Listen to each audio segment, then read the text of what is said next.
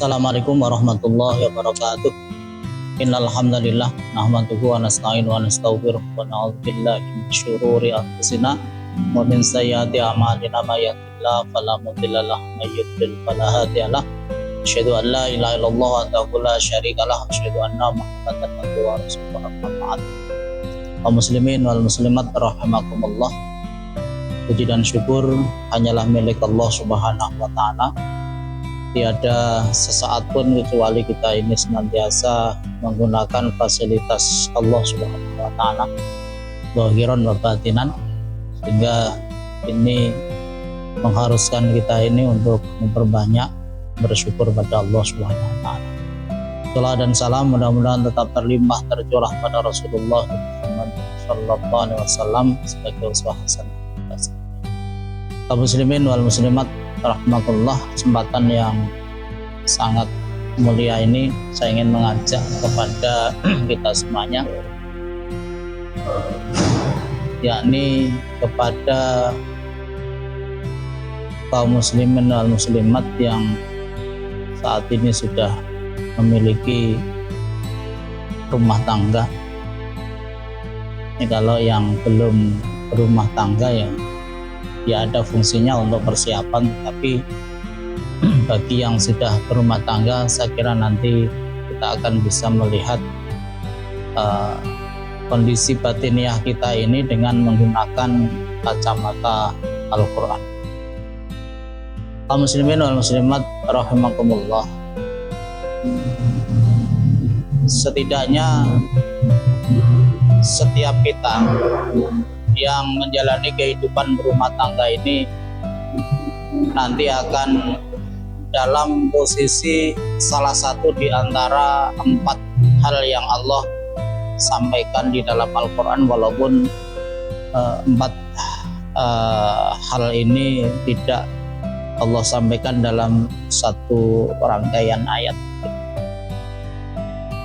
Dan saya yakin nanti karena ini adalah petunjuknya Allah, saya yakin mesti ada manfaatnya. Kaum muslimin wal muslimat rahimakumullah, di dalam Al-Quran ketika Allah menyampaikan yang terkait dengan pernikahan, maka Allah sampaikan di sana salah satu ayat di dalam surat Ar-Rum, itu Allah sampaikan bahwa pernikahan itu di dalamnya itu ada mawaddah warahmah. Saya ingin mengupas sebetulnya mawaddah itu apa. Mawaddah itu sebetulnya adalah perasaan kita menyukai pasangan hidup kita ini, di mana perasaan itu sebetulnya perasaan yang bersyarat. Jadi bukan perasaan yang begitu saja ada, tetapi sesungguhnya perasaan itu adalah perasaan yang bersyarat. Maka sering sekali munculnya perasaan itu karena memang persyaratan yang kita ajukan itu ada di sana. Kadang-kadang kita melihat pasangan kita karena kecantikannya, karena ketampanannya, karena ekonominya, karena jabatan tertentu yang dimiliki oleh pasangan itu. Jadi ketika Allah sampaikan di dalam Al-Quran mawaddah, istilah mawaddah itu adalah perasaan cinta pada diri kita ini, tapi perasaan cinta itu sebetulnya bersyarat, bukan perasaan cinta yang begitu saja muncul, tapi perasaan cinta yang bersyarat. Mungkin pada saat ini ada yang dalam posisi ini, terutama ini bagi pengantin baru ini dalam posisi ini biasa, karena memang ya baru saja jadi pengantin. Mungkin menikahi si A begitu karena kecantikannya. Kalau kita ini pengantin baru, ya tentu istri kita itu masih cantik. Begitu pula mungkin yang putri, yang perempuan mau dinikahi oleh B begitu karena ketampanannya, atau karena jabatannya, atau karena hartanya. Nah, mungkin pada saat ini masih ada pada diri kita. Jadi mawaddah itu ada karena persyaratannya itu terpenuhi, ada. Tapi pertanyaannya, persyaratan yang harus ada sehingga muncul yang disebut dengan mawaddah ini, apakah itu nanti akan atau pasti langgeng? Kan belum tentu. Nih, kalau orang tampan itu lama-lama nggak usah diapa-apakan, dibiarkan saja, lama-lama juga hilang tampannya. Begitu pula orang cantik itu dibiarkan saja, tidak diapa-apakan, lama-lama juga hilang itu cantiknya karena termakan oleh usia. Ini kalau kita ini masih dalam kondisi yang seperti ini, posisi kita itu mawaddah, ya monggo dinikmati mawaddah itu, tapi kita ini harus menyiapkan batin kita, karena ada kemungkinan mawaddah itu nanti entah kapan waktunya, persyaratan yang ada di dalamnya itu mungkin akan hilang atau mungkin akan terkurang. Dan ini yang harus kita siapkan batin kita. Kemudian yang kedua, Allah sampaikan setelah mawaddah ini rahmah. Jadi bagi pengantin yang baru saja menikah, yang pada saat ini betul-betul memiliki perasaan mawaddah, ini juga harus menyiapkan perasaan rahmah. Perasaan rahmah itu apa? Perasaan yang mencintai pasangan kita yang tanpa syarat. Jadi yang tanpa syarat, tidak mensyaratkan harus tampan, tidak mensyaratkan harus cantik, tidak mensyaratkan harus memiliki jabatan tertentu. Dan ini biasanya nanti akan dibutuhkan oleh pengantin yang sudah bukan termasuk pengantin baru. Jadi yang baru itu kan sesungguhnya lama-lama juga menjadi pengantin lama kan. Maka kesiapan ini penting sekali. Sehingga ketika persyaratan di mawaddah itu sudah hilang, kita ini sudah tidak mengungkit-ungkit lagi persyaratan yang dulu memang harus ada ketika kita ini mau menikah, ketika di awal-awal menikah itu. Mungkin termakan oleh usia, ketampanan menjadi berkurang, atau bahkan ketampanan menjadi hilang, kecantikan itu berkurang, atau mungkin juga kecantikan itu menjadi. Coba kita bayangkan seorang perempuan itu kalau usia 17 tahun sampai waktu tertentu misalnya 30 tahun, itu kalau kita lihat begitu saja hati kita ini kan ada sesuatu yang membuat hati kita itu merasa senang kan. Tapi coba bayangkan ketika kita ini melihat nenek-nenek yang sudah usia 70 tahun itu kemudian tersenyum di depan kita, itu bukan senang tapi geli gitu tanya itu. Karena apa? Sesuatu yang disyaratkan di dalam mawaddah itu sudah tidak ada, maka rahmah menjadi sesuatu yang harus ada pada diri kita. Terlalu tinggi kita ini tetap menuntut adanya persyaratan dari mawaddah ini, maka hidup kita ini terlalu berat. Apalagi kalau mawaddah itu dulu didasari pada hal-hal yang bersifat dohir seperti itu. Sifat dohir itu masalah ketampanan, masalah kecantikan, masalah jabatan ya. Jabatan itu juga ada batasnya begitu. Sehingga nanti pasti akan. Maka sekali lagi rahmah menjadi sesuatu yang wajib ada pada diri kita untuk menunjang supaya perasaan kita nanti tetap pada pilihan yang dulu. Kasus-kasus yang terjadi, apalagi kalau kita menengok di pengadilan agama, sebagian besar faktor penyebab perceraian itu karena Kalau kita lihat begitu, karena hilangnya persyaratan yang dulu kita tetapkan ketika kita ini masih memiliki rasa mawaddah. Kaum muslimin wal muslimat rahimakumullah. Kemudian di ayat yang lain Allah juga sampaikan kepada kita dengan bahasa yang harus kita pahami dari hati kita. Jadi bukan bahasa yang sekedar harus kita pahami menggunakan nalar akliyah kita, tetapi juga harus kita pahami dengan hati kita, dengan qalbu kita. Allah sampaikan di sana, wa'ashiruhunna bil ma'ruf. Wa'ashiruhunna bil ma'ruf. Pergaulilah istri-istrimu itu dengan cara yang baik, dengan cara yang ma'ruf. Kelihatannya simpel bahasa ini,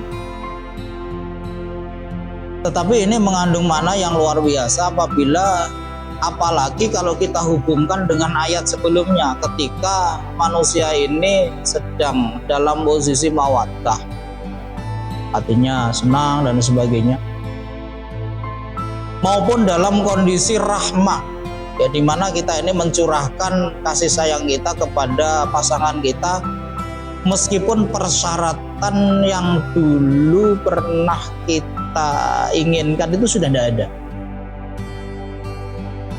Walaupun ini juga tidak ada masalah begitu, tetapi kalimat wa'ashiruhunna bil ma'ruf ini mengandung makna tatkala pasangan kita ini sudah sedikit banyak itu membuat hati kita ini tidak nyaman. Ya, jadi ketika pasangan kita ini sudah membuat hati kita ini tidak nyaman begitu, kemudian Allah sampaikan di sana ashiruhunna bil ma'ruf. Saya sebenarnya ingin menyampaikan sesuatu, tapi mudah-mudahan ini tidak terjadi masalah pada istri-istri, pada ibu. Nah, di ayat ini kan sesungguhnya Allah sampaikan perintahnya itu kepada laki-laki, di mana laki-laki di situ itu posisinya kan sebagai suami. Kemudian diperintahkan untuk mempergauli istrinya itu dengan baik. Ini perintah ini sebetulnya kelanjutan dari apa yang disebut dengan istilah mawaddah. Artinya ketika persyaratan mawaddah itu sudah hilang, kemudian rahmah itu juga berat untuk kita berikan, Al-Quran mengatakan ashiruhunna bil ma'ruf. Pergaulilah istri-istrimu dengan baik. Seakan-akan dalam tanda kutip, ya mohon maaf, ini masalah itu bersumber dari sana yang sama itu adalah istri begitu. Maka perintahnya itu kepada laki-laki kemudian supaya mempergauli istrinya itu dengan baik. Ini mungkin bisa kita rasakan sendiri, bisa kita pahami di dalam kehidupan kita, ya, karena Indonesia bahasa kita ini, seorang perempuan itu semakin tambah usia itu biasanya itu tidak semakin sedikit bicaranya, tapi semakin banyak bicaranya. Sudah banyak bicaranya, kemudian biasanya juga sedikit banyak itu mengambil alih peran yang sebetulnya ditakdirkan oleh Allah disematkan kepada suami, kemudian diambil alih, yaitu kepemimpinan dalam rumah tangga. Takdirnya sebetulnya kepemimpinan dalam rumah tangga itu oleh Allah itu disematkan kepada seorang suami. Ar-rijalu qawwamuna 'alan nisa. Jadi laki-laki itu sebagai pemimpin bagi perempuan, namanya ini di dalam kehidupan berumah. Jadi mungkin kita dalam posisi satu, mungkin dalam kondisi yang kedua, mungkin dalam kondisi yang ketiga. Tetapi juga kita ini sangat mungkin dalam kondisi yang keempat ini. Sebetulnya kondisi yang keempat ini kondisi yang sangat berat. Dan ini kelanjutan dari ayat itu. Jadi sebetulnya ayat itu tidak berhenti wa ashiruhunna bil ma'ruf, tapi ada kelanjutannya. Fa in karihtumuhunna fa asa an takrahu syai'an wa yaj'ala lakum khairan katsira. Apabila istri-istri Anda itu membuat Anda itu menjadi ada semacam kebencian begitu, fa'asa an takrahu syai'an wa yaj'alallahu fi khairan katsira, maka berpikirlah, boleh jadi engkau tidak menyukai sesuatu. Dalam hal ini sebetulnya kaitannya dengan pasangan hidup kita ini. Boleh jadi kamu itu tidak menyukai sesuatu, wa yaj'alallahu fihi khairan katsiran, sementara Allah menjadikan di dalam sesuatu yang tidak kamu sukai itu khairan katsiran, kebaikan yang banyak. Oh, kita ini sering mendengarkan ada orang tua pakai begitu, itu ngomeli istrinya itu, nenek itu saya tua, saya cerewet, misalnya seperti itu. Ini sering kita temukan. Karena sekali lagi, seorang istri, seorang perempuan itu semakin tua itu biasanya tidak semakin berkurang ngomongnya, tapi semakin bertambah ngomongnya. Semakin tua semakin bertambah. Bahkan kadang-kadang kita ini melihat ada seorang perempuan yang tua begitu, tidak ada orang lain, dia itu bisa bicara sendiri. Tapi kita tidak pernah menemukan seorang laki-laki udah kakek begitu, kemudian dia sendirian, kemudian ngomong, ngomeli sesuatu. Tapi yang sering kita temukan itu adalah ketika sudah tua begitu. Oh, itu ada nenek-nenek itu sendirian tapi panggah ngomel. Nah, Al-Quran menyampaikan, fa in karihtumuhunna, ketika kamu itu membenci pada itu, hatimu tidak senang begitu, maka bersabarlah, fa'asa an takrahu syai'an. Boleh jadi ketika kamu itu membenci sesuatu, Allah di sana itu siapkan kebaikan yang banyak. Jangan berpikir yang negatif, berpikirlah positif. Cerewetnya nenek-nenek, cerewetnya istri kita, itu di sana Allah sampaikan, di sana itu banyak kebaikan. Karena itu kamu harus bersabar. Jadi 4 kondisi ini bagi orang yang berumah tangga, insya Allah semuanya akan mengalami, baik dalam kondisi yang betul-betul saling mencintai, mawaddah, yang artinya pasangan kita dan juga kita ini memiliki persyaratan yang betul-betul ada, okay? Persyaratan tampan, persyaratan cantik dan sebagainya itu masih ada. Ada kadang-kadang kita ini yang persyaratan itu sudah tidak ada, tapi hati kita itu masih betul-betul saling mencintai. Ada juga yang kita ini harus mempergauli yang baik tatkala pasangan kita itu sudah tidak begitu baik kepada kita. Yang terakhir ini adalah ketika hati kita ini sudah ada perasaan membenci pasangan kita. Geding aku misalnya. Tidak ada perasaan itu. Allah sampaikan, bersabarlah, hati-hatilah. Boleh jadi terhadap sesuatu yang tidak kamu sukai itu, di sana Allah itu menyiapkan kebaikan yang. Sekali lagi, kaum muslimin dan muslimat rahimakumullah, seakan-akan Allah itu berbicara dengan suami. Jadi seakan-akan Allah ini berbicara dengan suami untuk menghadapi yang itu. Jadi bahasa kita seakan-akan Allah itu bicara kepada suami untuk menghadapi kondisi dari istri-istri dari para suami. Saya mohon maaf, jangan sampai para istri, ibu-ibu ini punya persepsi yang lain begitu. Tetapi tentu apa menyampaikan seperti itu, Allah mengetahui betul apa yang ada pada diri kita sebagai ciptaan. Ini sedikit pun tidak ada yang tidak diketahui oleh Allah, segala sesuatu yang ada pada diri kita ini.